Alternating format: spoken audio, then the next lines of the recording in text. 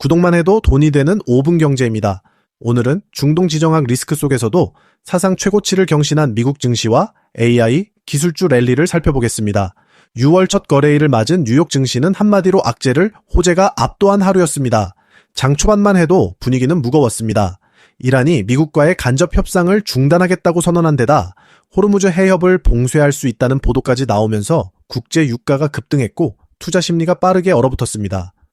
호르무즈 해협은 전 세계 원유 수송의 길목인데요. 이 길이 막히면 유가가 치솟을 수밖에 없습니다. 그런데 분위기를 돌려놓은 건 트럼프 대통령이었습니다. 소셜미디어를 통해 협상을 계속 이어가겠다는 의지를 밝히고 이스라엘과 헤즈볼라 사이의 교전 중단을 중재했다고 발표하면서 시장은 안도랠리로 방향을 틀었습니다. 여기에 결정적인 한 방이 더해졌습니다. 5월 제조업 구매관리자 지수, 그러니까 제조업 경기가 얼마나 활발한지를 보여주는 지표가 4년 만에 최고치를 기록한 겁니다. 그 결과 세계 지수가 모두 사상 최고치를 다시 썼습니다. S&P 500 지수는 0.26% 오르며 8거래일 연속 상승세를 이어갔고 기술주 중심의 나스닥은 0.42%, 다우존스 산업평균지수는 0.09% 상승하며 마감했습니다. 이제 오늘의 핵심 이슈를 하나씩 짚어보겠습니다. 가장 뜨거웠던 건 역시 AI PC 시장입니다.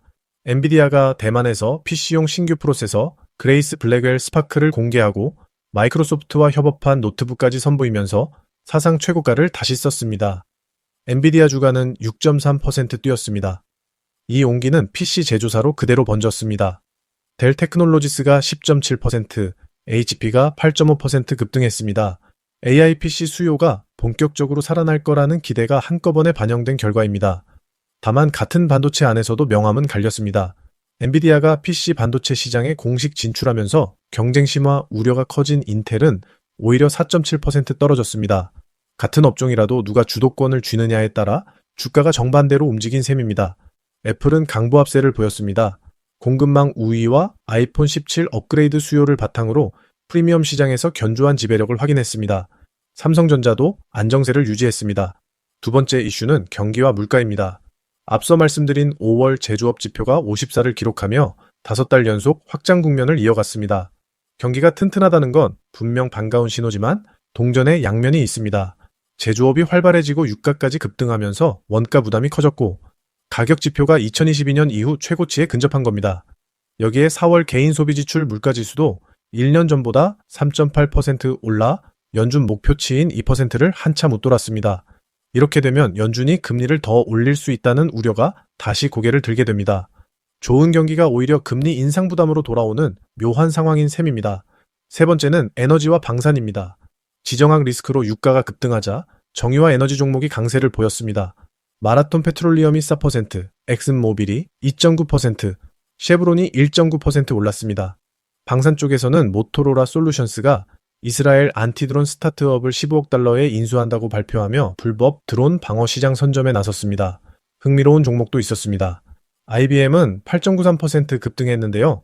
트럼프 행정부가 10억 달러 규모의 양자 컴퓨팅, 파운드리 건립을 지원하는 계약을 맺었다는 소식이 호재로 작용했습니다. 반면 스마트폰 시장에는 그림자가 드리웠습니다.